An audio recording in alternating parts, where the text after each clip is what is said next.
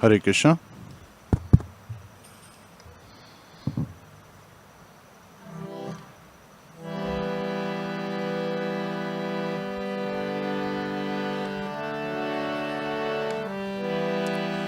Jai Radha Madhava Kunja Bihari. Jai Radha Madhava Kunja Bihari. Jai Radha Madhava Kunja Bihari. Jai Radha Madhava Kunja Bihari. Gopi Jana Vallabha Girivardhari. Gopi Jana Vallabha Girivardhari. Gopi Jana Vallabha Girivardhari. Gopi Jana Vallabha Girivardhari. Yashodanandana Brajjana Ranjana. Yashodanandana Prajāpati Dakṣa. Yashodanandana Prajāpati. Yashodanandana Prajāpati. Yamunatira vanachari. Yamunatira vanachari. Yamunatira vanachari. Yamunatira vanachari. Jai Radha Madhava Kunja Bihari. Jai Radha Madhava Kunja Bihari. Jai Radha Madhava Kunja Bihari. Jai Radha Madhava Kunja Bihari. Hare Krishna Hare Krishna Krishna Krishna Hare Hare. Hare Rama Hare Rama Rama Rama Hare Hare. Hare Krishna Hare Krishna Krishna Krishna Hare Hare. Hare Rama Hare Rama Rama Rama Hare Hare. Hare Krishna Krishna Krishna Krishna Hare Hare. Hare Rama Rama Rama Hare Hare. Hare Krishna Krishna Krishna Krishna Hare Hare. Hare Rama Rama Rama Hare Hare. Hare Krishna Krishna Krishna Krishna Hare Hare. Hare Rama Rama Rama Hare Hare. Hare Krishna, Krishna Krishna, Hare Hare, Hare Rama, Rama Rama, Hare Hare, Hare Krishna, Krishna Krishna, Hare Hare, Hare Rama, Rama Rama, Hare Hare, Hare Krishna, Krishna Krishna, Hare Hare, Hare Rama, Rama Rama, Hare Hare, Hare Krishna, Krishna Krishna, Hare Hare, Hare Rama, Rama Rama, Hare Hare, Hare Krishna, Krishna Krishna, Hare Hare, Hare Rama, Rama Rama, Hare Hare, Hare Krishna, Krishna Krishna, Hare Hare, Hare Rama, Rama Rama, Hare Hare, Hare Krishna, Krishna Krishna, Hare Hare, Hare Rama, Rama Rama, Hare Hare, Hare Krishna, Krishna Krishna, Hare Hare, Hare Rama, Rama Rama, Hare Hare, Hare Krishna, Krishna Krishna, Hare Hare, Hare Rama, Rama Rama, Hare Hare, Hare Krishna, Krishna Krishna, Hare Hare, Hare Rama, Rama Rama, Hare Hare, Hare Krishna, Krishna Krishna, Hare Hare, Hare Rama, Rama Rama, Hare Hare, Jai Radha Madhava Kunja Bihari, Jai Radha Madhava Kunja Bihari, Jai Radha Madhava Kunja Bihari, Jai Radha Madhava Kunja Bihari. Nitai Gaur Premanande. Granthra Śrīmad-Bhāgavatam ki jai, Srila Prabhupada ki jai, Ananta Kori Vaishnava ki jai. All glories to assembled devotees, all glories to assembled devotees, all glories to assembled devotees. All glories to Shri Guru and Gauranga, all glories to Srila Prabhupada. Hare Krishna.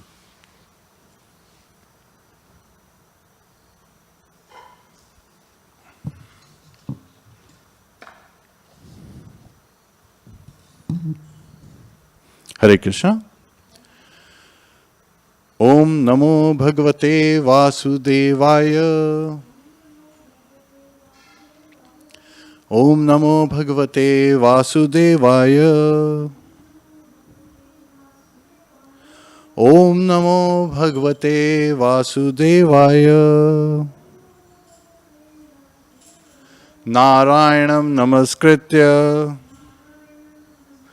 Naram Chaiva Narottamam Devim Saraswatim Vyasam Tato Jayam Udiryet Shavtam Swakatha Krishna Punya Shavana Kirtanaha Hridayantasto Hya Bhadrani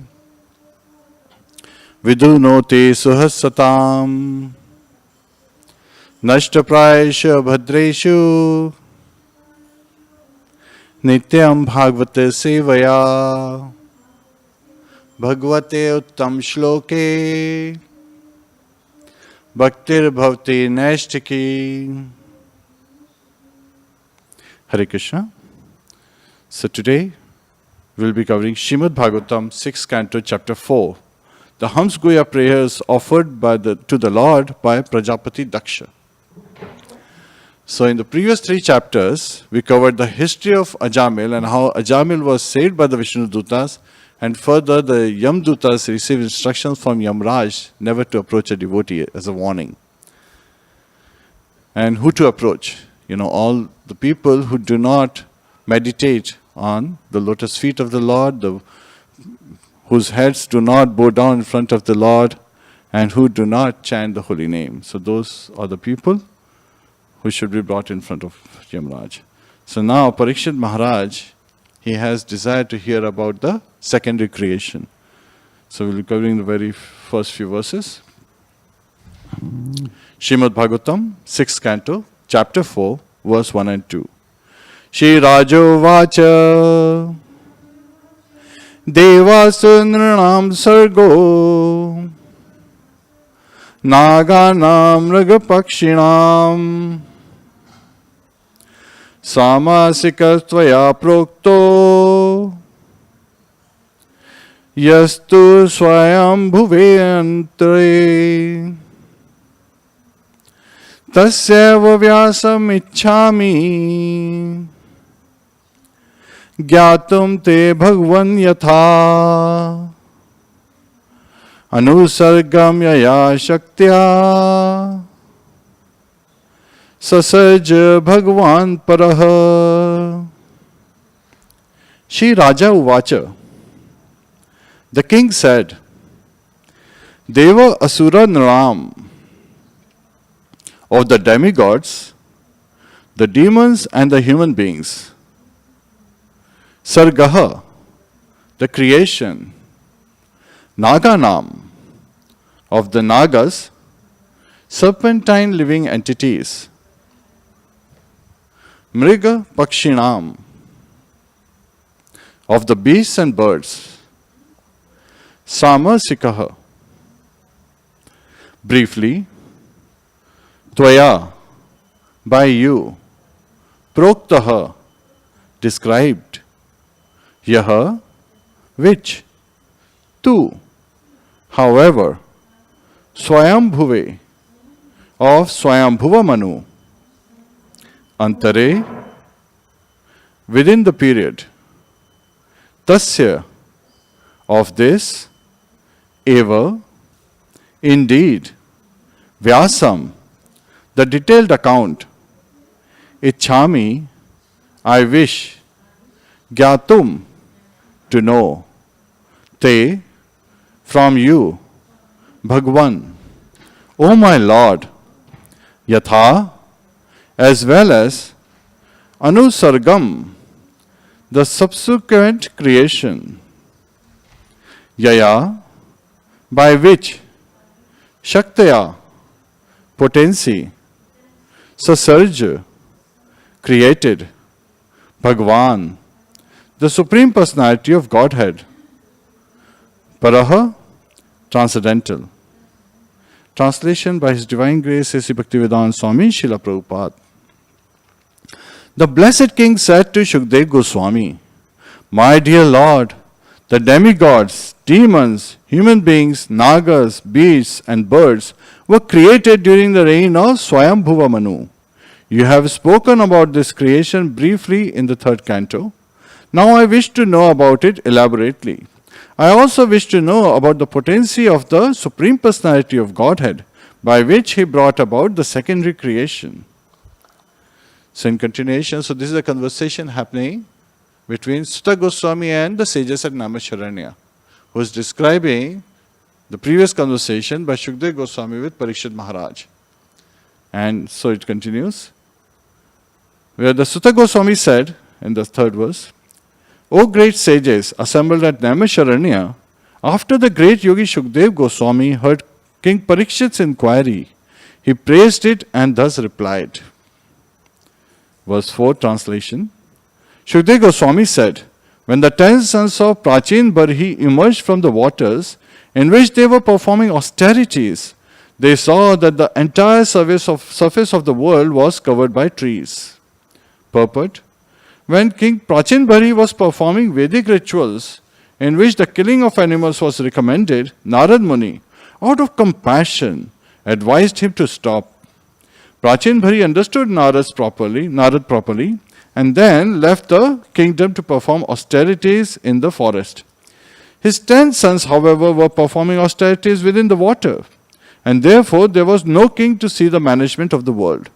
When the 10 sons, the Prachetas, came out of the water, they saw that the earth was overrun with trees. When the government neglects agriculture, which is necessary for the production of food, the land becomes covered with unnecessary trees. Of course, many trees are useful because they produce fruits and flowers, but many other trees are unnecessary.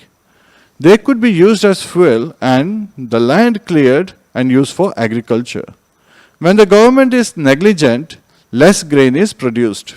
As stated in Bhagavad Gita 18.44, Krishi go raksha vanijyam vaishya karma sobhavajam. The proper engagements of Vaishyas, according to their nature, are to farm and to protect cows. The duty of the government and the Kshatriyas is to see that the members of the 3rd class, the Vaishyas, who are neither Brahmanas nor Kshatriyas, are thus properly engaged. Kshatriyas are meant to protect human beings, whereas Vaishyas are meant to protect useful animals, especially the cows. Hare Krishna. Om Jnana Timrandasya Jnananjana Shalakaya Chakshurunmilitam Yena Tasmai Shri Guruve Namaha. Mukham Karoti Vachalam Pangum Langhayate Girim Yat Kripatadaham Vande Shri Gurum Dinataranam.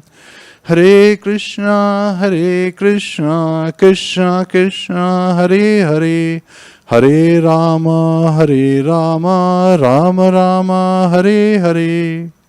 Hare Krishna. So in this chapter, 5 events are described, and then we'll be covering some of the lessons. So I was able to split the lessons into 4 main sections. So here, the first is the sons of Prachin Barhi, the 10 Prachetas, they were meditating underwater. And for how many years did they meditate? 10,000 years. So this is Krita Yuga, the Satyuga time, where through meditation, Kriteta Dhyayate Vishnu. So just by meditating on Lord Vishnu, one could attain perfection. So the 10 brothers, when they attained perfection, they had they were able to see the Lord appeared to them. And Lord, what did he say to them? We covered previously. It was like, I'm very happy to see how you 10 brothers cooperate with each other. And Srila Prabhupada, in his instructions, he mentioned to his disciples, that the way you treat each other is the way you show your love towards me. So that's the reflection. How we treat our God brothers, God sisters, and all the devotee community, all the Vaishnava community, that's a reflection of how we love our spiritual master, how we love our Param Guru, and so forth, and finally, how we love Krishna. So after Prachetas, they came out of the water, getting this benediction that they will be able to rule, because their purpose was to become good rulers. They wanted to get, the qualification before they take on the responsibility. of ruling the world. So it's like, sometimes people are looking at authority. Let me get this position, let me get that position. Instead of that, as instructed by their father Prachinbari, they went out to meditate and attain perfection so that they can become good kings. That's why the kings at that time were referred to as Rajashris. So that's the first incident. And here, as they came out of the water, what had happened? In the meantime, when they were meditating, Prachinbari, he was performing various sacrifices. And then Devashi Narada, out of compassion, he went to Prachinbari and he told him the story of Niranjan and Niranjani. So, that changed the mindset. And Prachinbari was like, oh, I'm doing all these sacrifices, so many of these activities. And at the time, he inquired, like, he was interested. Who are you really talking about? What's the lesson? So at that time, Narad Muni, this great sage Narad, Devashi Narad, he was able to show Prachinbari that all the animals he was killing, they were just waiting for their turn to kill him. So, in different births. And that revealed to Prachinbari, King Prachinbari, that, this sacrificing animals in, various sacrifices and so forth are not the right way. And understanding the instruction that just by devotional service one can attain perfection, he went to the forest. Now what happened? There is no ruler. And when there is no ruler, when the cat is away, mice will play. And that's what happened. The trees, they just grew at different places. It's interesting that we also see the same thing happening every spring and every fall. We have these trees outside our house as the season changes, on the grass, the seeds they fall, and which are these? They came from Japan, the trees? Cherry blossom. And their seeds are very fertile. So they immediately get on the land and then poof, they are, within few days or in a week, they are like plants sprouting all over the place and they become trees in no time. So they grow very fast. So similarly here it's described that the trees, they started, covering the land because it was neglected at that time. Why it was neglected? Because there was no ruler to maintain the proper administration and look after things. So, and Prachetas also had another responsibility to increase progeny, as part of the ruling responsibilities. So, as they came out, they saw the whole planet covered by trees. And as they saw the whole planet being covered by the trees, they became angry. They understood that, there has not been proper ruling and the trees have created an outrage in their vision, in their perception. So with their potency, they were able to produce strong winds and fire from their mouths. And they were burning trees after trees. So as they were burning the trees, trees are, they are able to grow because of potency of moon, right? So the presiding deity of moon is Soma. So when Soma saw that this is happening, he immediately tried to pacify the Prachetas. He said that, please do not destroy the trees because they are also living entities under the protection of the Supreme Personality of Godhead. So here it is very nicely described that the Lord resides as a person not in human hearts, not in hearts of the, animals and birds, but also the trees. That's why you refer to as Chala Achala, moving and non-moving. Non-moving, living entities in this material world, in the form of trees. So here, and then Soma said that there is a beautiful girl born of Pramlocha Apsara. Her name is Marisha. So, and she was raised by the trees as their daughter. So please accept her as your wife. Because he understood that there are other responsibilities, not just to rule, that's one responsibility, other is to increase progeny. So the 10 Prachetas, they accepted Marisha as their wife, and then they stopped killing destroying the trees, and they continued to rule. So of this girl, and from the Prachetas, Dakṣa was born. So this is where the second incident comes, where Dakṣa created from his mind and body how, different type of living entities in this material world. So that's the material bodies it's referring to. So the living entities, of course, Aham Bij Pradapita. So Lord Krishna says in Bhagavad Gita that He is the Supreme Father, the seed-giving Father. But then the body, different type of living entities, the material bodies, were manifested through Daksha. So this is where Daksha, he is creating the living entities in the second incident, he's creating through mind, from his mind. So he is so strong, so potent, that through his mind itself, he is able to create living entities. So he created demigods, demons, humans, animals, but he did not see the progeny, increasing as desired. So he became a bit frustrated. And sometimes the desire is so strong that I have to do this. And Daksha is an expert, right? And he wants everything with perfection. So Daksha also means, as Srila Prabhupada described, who's expert in sex. So that's another aspect, but he's an expert. So he wants to see perfection. And in the process of seeing perfection, as he was not seeing the progeny increasing in a desired manner properly, he went to Vindhyachal mountains area. And there he underwent severe austerities. And Srila Prabhupada in his purpose writes that he took sannyas. So this is Sukshma sannyas, where a person is not taking sannyas to serve the Supreme Personality of Godhead, but also in this case, like Sukshma is like improper, is out of frustration, like improper. So Daksha, out of frustration, he takes sannyas. However, he is performing great austerities. And again, one of the benediction of Krita Yuga, Satyuga is Kriteta Dhyayate Vishwam. So he is meditating on the Supreme Personality of Godhead, by which he receives great knowledge. And he recites the Haṁsa guhya prayers. And Haṁsa guhya prayers, as Srila Prabhupada describes in his purpose, is like a complete description of like Krishna consciousness.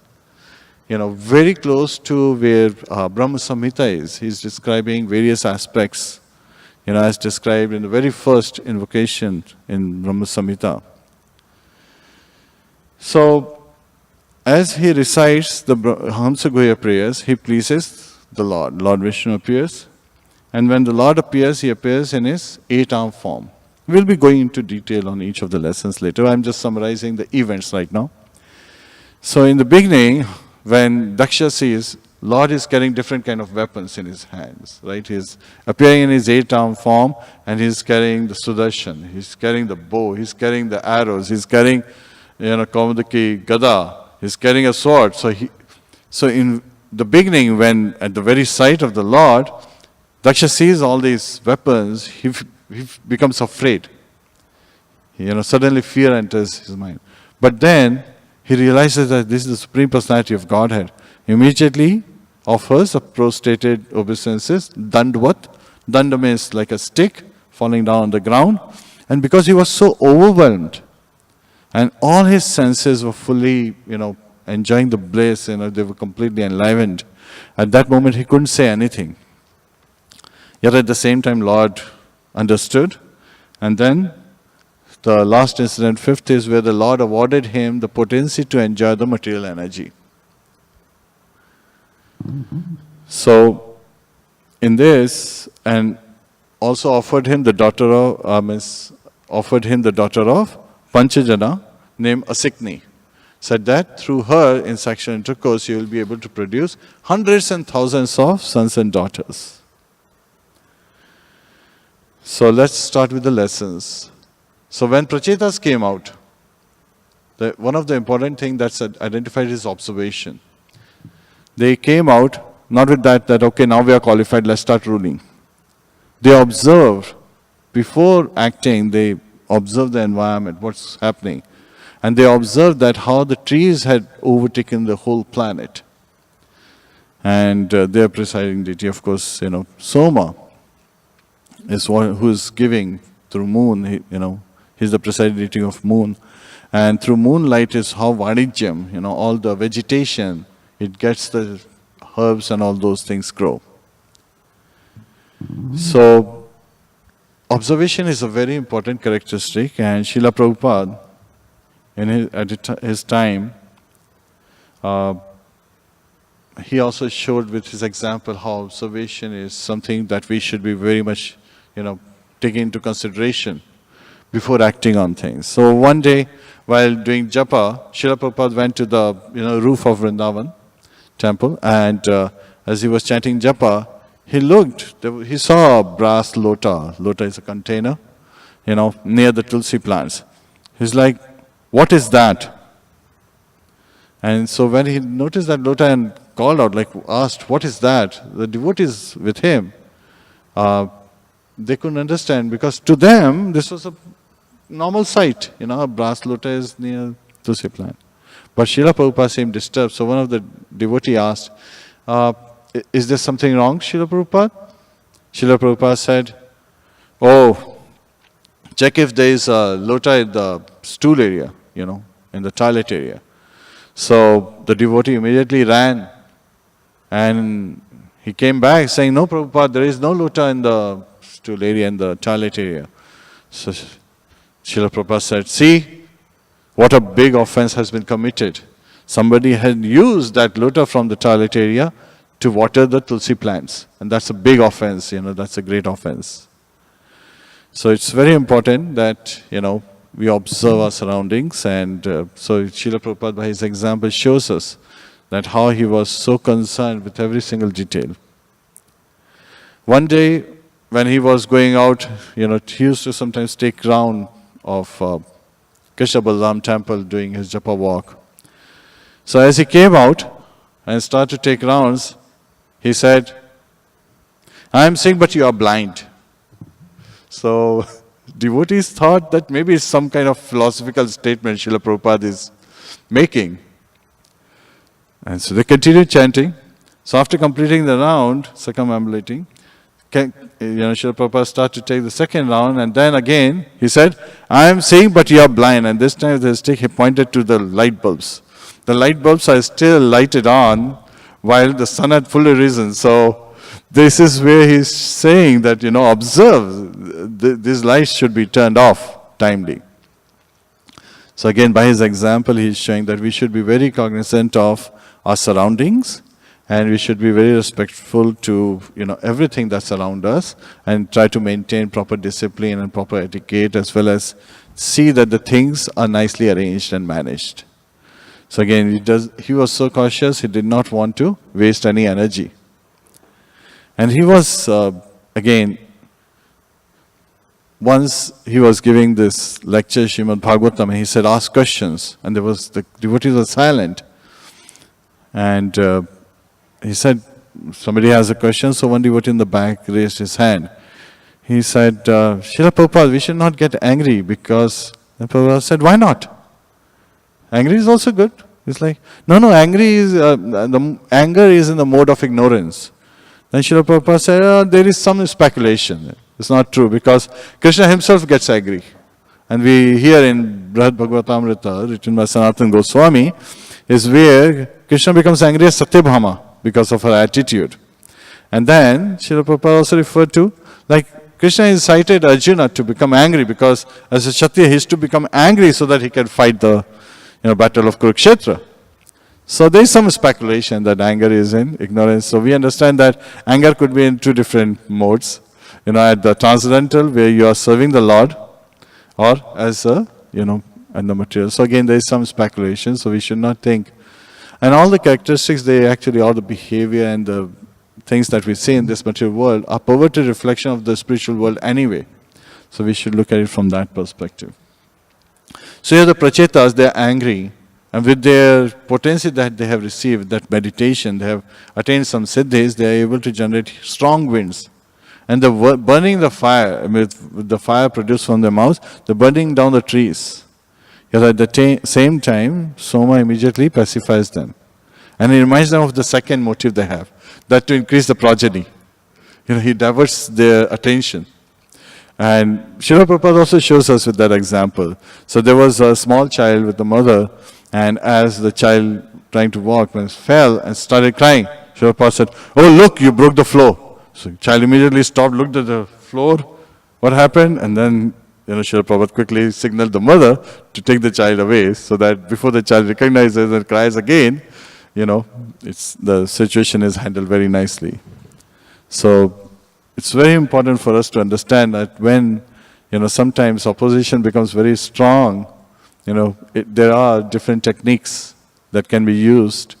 And it's very interesting when we hear about the Haṁsa guhya prayers in this chapter later, as how Lord, He bewilders even the realized souls. People who have, who have realized Brahman, or people who have realized the super soul in the heart and Bhagwan, even they are bewildered. And it's very much given from the very example as how Dakṣa, who is referred to as a perfect, he has attained the love of Godhead. It's Lord Himself is saying. I'm not saying, it's in the lesson itself. Lord Himself is saying that you have attained perfection, the devotional ecstasy. And He calls him out as a Brahmana. So we normally hear that Prajapatis are in the mode of passion, and that's the general understanding. However, in the material world, at different times of the day and different time, based on our mentality, we transgress from one mode to another mode, and one mode may be strong at one time, another mode can be strong at another time. In this particular state, where Dakṣa is offering Haṁsa guhya prayers, he is in the mode of goodness. So that's why he is referred to as Brahmana. So as, Dakṣa is born. So now somebody can ask, wait a minute, there was another Dakṣa whose daughter was Sati, and having offended Lord Shiva, that Dakṣa received, was first beheaded and then he received the head of a goat. So is there any relationship between the two? So yes, there is. And the reference is that it was the same Dakṣa, after he received the head of a goat, he was not very satisfied. So he gave up that body. And now he is born again as the son of Prachetas and referred to as Prachetasa. Shri Shri Gauranitai ki jai. Shri Shri Radha Madan Mohan ki jai. Shri Shri Sita Ram Lakshman Hanuman ki jai. Srila Prabhupada ki Janant Kori Vaishnavind ki jai. So it is the same Dakṣa who is reborn as the son of Prachetas. And his mother's name is Marisha. So here, Dakṣa, from his mind, such an expert from his mind at that time was able to generate demigods, humans, demons, and so forth, but he was not very satisfied. So finally, because of dissatisfaction, sometimes Srila Prabhupada says this is a Shushka Vairagya. Shushka Vairagya means, which is like, incomplete or simply renunciation without assimilation. So, this is the kind of Vairagya, Srila Prabhupada writes in the purport, is experienced by the Mayavadi sect. The Shankara sect, and they have very stringent laws around Vairagya, like renunciation. Vairagya also means renunciation. But Vaishnavas, they have no such stringent laws. The focus is one. They are focusing on pleasing Lord Krishna and chanting His name and, preaching His name. And they accept everything as Krishna Prasadam. So the Vaishnavas, we accept everything as Krishna Prasadam. Whether it's good or bad, it's Krishna's mercy. Because if there is something bad, what's the philosophy? That we received just a scratch. Our whole hand was supposed to be cut off, but by Krishna's mercy, it was only a scratch that happened. And we are also very thankful to the wrongdoer because they have helped us remove the reactions, right? They have helped us finish the reactions of the inauspicious activities we may have committed in the past, in the many births in the past.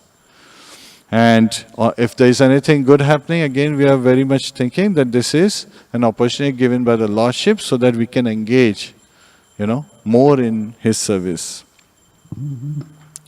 So, Vaishnavas in true sense are always happy from that perspective, if you see. So, they are always under the bliss and they experience Yukta Vairagya, the proper renunciation. Anasaktasya Visham Yatharam Upayanjata Nirbandha Krishna Sambandhe Yukta Vairagyam Uchyate. Nirbandha Krishna Sambandhe. So, just by engaging everything, dovetail towards the service of Lord Shri Krishna, is the proper renunciation. And Srila Prabhupada, once he saw a picture of a yogi where a lot of money was offered, that, wealth was offered to this yogi, and it's shown that the yogi was holding his hand back. Shushka. Yeah, Vairagya, an example. So Srila Prabhupada said, you bring the wealth in front of me, you will see me go like this. Why? Because he would engage all the wealth in Lord Krishna's service. So it is not that we should give up things, we should engage things properly in Lord's service. So that should be the attitude, and that's the attitude of a devotee, where we learn by the examples of our acharyas that instead of giving up things, we should give up the thought to enjoy those things for ourselves and divert it towards the sense gratification and the enjoyment of the Lord. So we are actually, constantly serving. So one person asked, why are we always doing that? What's the difference in trying to engage it in our service versus in Lord's service? So a very simple example can be given, that when Arjun, he wanted to give up, the fighting at the battle of Kurukshetra. Why was he doing that? He gave 5 reasons. One of the main reasons was that his senses, he was thinking at a bodily platform. And at the bodily platform, he was seeing everyone as related to his body, and so he was feeling compassion, and he's saying, I do not want to fight. But then Lord Krishna revealed to him that you are a living entity, right? So you are a soul in this body, not the body itself. And your purpose is, to engage in your dharma. And so there are 2 ways dharma can be explained. One is with respect to his the influence of the modes, which is as a Kshatriya he has to fight to uphold the dharma. And second was that Lord Vasudeva had appeared, right? Lord Krishna Vasudeva had appeared to remove the burden of the earth.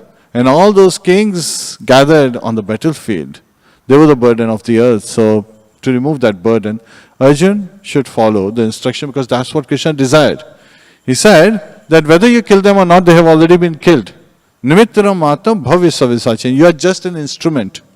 So you should stand up and fight and take the glories that come from killing all these kings and, Kshatriyas. And all of them, if they get killed on Kurukshetra, there is a boon by Indradev that they will attain heavenly abode. And so Lord Krishna also reveals that even if you get killed, you will get heavenly abode. And if you, come out victorious, you would enjoy, great wealth on this planet itself. However, Krishna has revealed that except for you, Pandavas, and a few others, everyone on this battlefield will be killed. So, Nimittaramata bhavya savisachin. So, it's very interesting for devotees that we realize that we are but an instrument. Jivera sarup hoya Krishnera nityadas. As living entities, we are eternal servant of Krishna, and we should accept everything as Krishna Prasad, and also try to engage everything in Lord Krishna's service. That should be our mood. So that's the second lesson we get from this chapter. And as prachetas, so one of the things that they have responsibility to increase the population, progeny. And what do they do?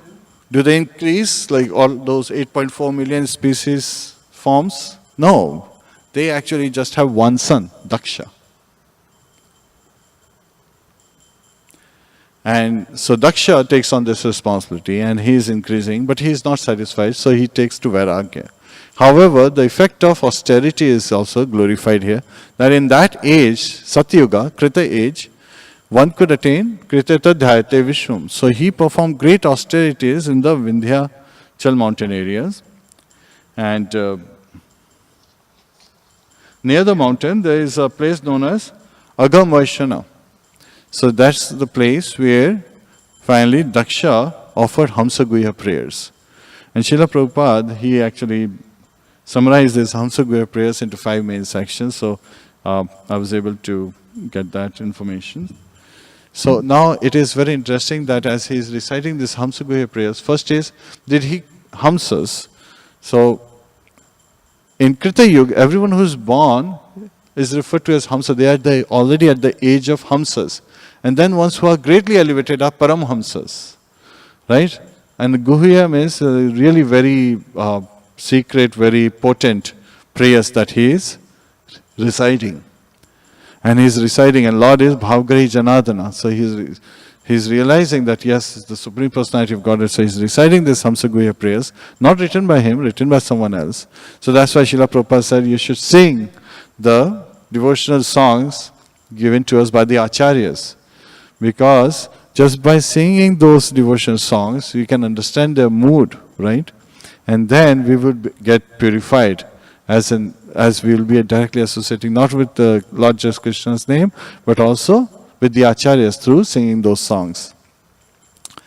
So as he is singing those prayers, he starts that Lord Hari is the controller of both living entities and the material nature.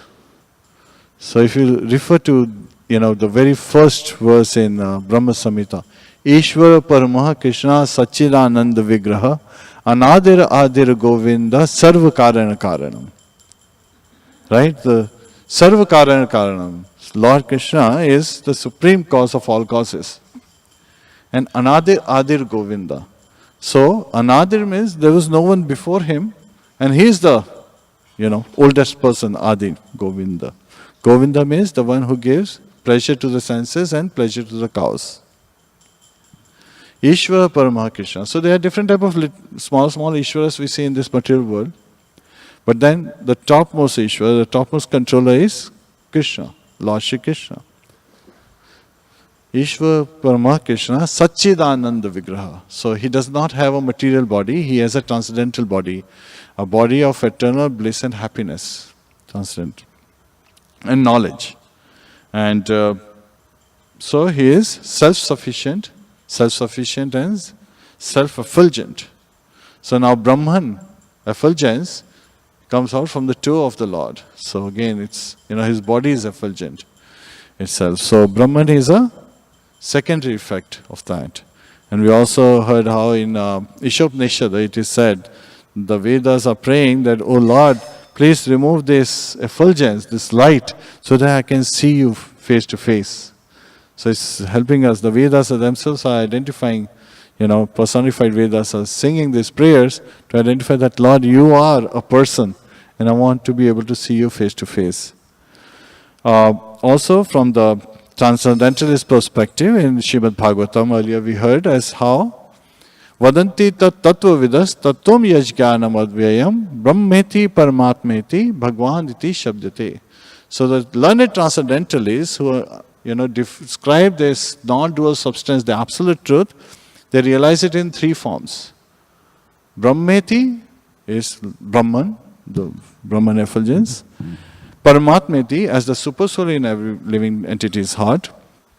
And Bhagwan iti shabdate. And the Supreme Personality of Godhead as a person, just like us. But he is the Supreme Person who has a transcendental body. We have material body. But he has transcendental body above the modes of material nature, and he actually is the Lord of the material energy. So as he is continuing to describe these prayers, okay. He further, in the second section, he goes on describing the Haṁsa guhya prayers, that the living entity is materially contaminated and being influenced by the different modes, even his words and his intelligence is also contaminated. So that is to recognize how limited we are and how unlimited the Supreme Lord is. He is inconceivably, unlimited. So he has unlimited potencies. And it is said that as the yogis, the moment they think that they have realized the potency and the activities of the Lord expands himself. He's eternally expanding his potencies and pastimes. So it's very difficult for him to understand. But one can simply understand him just by loving him, just by serving him with devotion. So that's the second aspect. And as super soul means he resides in every living entity's heart. And Srila Prabhupada gave a very nice example. I know my business, you know your business, but he knows everyone's business, right? So, he continues, Daksha, Prajāpati Dakṣa is continuing to describe And he has taken the sannyas, right? So, as Srila Prabhupada describes in the purport. He also identifies the Supreme Brahman is the cause of all causes. And the Supreme Brahman's cause is the Lord Himself. And then avidya, the illusory energy, is what is inducing the false arguer to argue and trying to speculate in this material world. So this is also referring to the Gyan Yogis, as they are constantly trying to understand, and sometimes they get diverted from their path. They are trying to attain Brahman, but then they get diverted and they are unable to come to a conclusion. So they are constantly bewildered. So why spend so much time in trying to argue about something, and just simply love the Lord and serve Him? And just by serving, you please the Lord, and the Lord, He can provide us the proper guidance so that we can go back home, back to Godhead. Tesham evanukampatha aham ajnanajam tama nashyami atma bhavastu jnana dipena bhasvata. Lord Krishna reveals in Bhagavad Gita in the Chaturshloki, the last verse, ke anukampa. Just by attaining the mercy of the Lord with the lamp of knowledge can drive away the ignorance in our hearts. And when the ignorance is driven away and we are in full knowledge, we can attain Him. We can go back home, back to Godhead. And then in the third, as he talks about the cause of causes, he reveals that in the fourth section, where to bestow mercy on the devotees of the Lord, the ones who are serving Him with love. The Lord discloses His form, name, attributes and qualities to be worshipped within this material world. So in this Kali age, there is a great boon, means again, Nam Namino. So Lord appears in the very form of His name, and when we chant, we are directly associating with the Lord. So we should always continue to chant, Hare Krishna, Krishna Krishna, Hare Hare, Hare Rama, Rama Rama, Hare Hare. And so we are associating with the holy name, and the holy name is not different from Lord Himself. And then we have Lord appearing in Archavigraha form, not different from Krishna. So that's Shishi Radha Madan Mohan, and just by serving and praying to them, we are engaging in their service and attaining, purification gradually. And then the third incarnation of the Lord is Śrīmad-Bhāgavatam. So when we read Śrīmad-Bhāgavatam, we are directly associating with the Vaishnavas, with the Supreme Lord, and we are getting purified. And in the fifth section, in the Haṁsa guhya prayers, Prajāpati Dakṣa is also identifying the unfortunate situation where those who are materially absorbed, seeking sense gratification, those who take to demigod worships and various other processes, they are constantly bewildered, right? So sometimes, there are anarthas in our heart. And in the first 3 chapters of 6th canto, how we covered Ajamil's story, how Shukdev Goswami already described that ones who follows the Karma Yoga path and the Jnana Yoga path, they may be able to get some purification, be able to, however, the propensity to commit sinful action does not go away. Only by devotional service that propensity goes away and one can get purified so that one does not continue to commit further. So there is Gunjara Snan, the bathing of an elephant is what is referred to. So by the other processes, if you follow, they are like bathing of the elephant, just like elephant takes bath, and as soon as the elephant comes out of the water, puts dirt all over its body.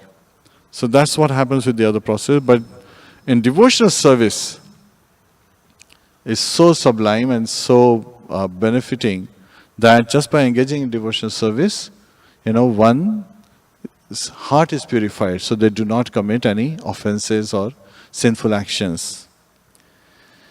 And at that time, Lord, when He appears in front of, pleased by Daksha, Daksha immediately, first he's fearful, seeing the different weapons and Lord appearing in a form.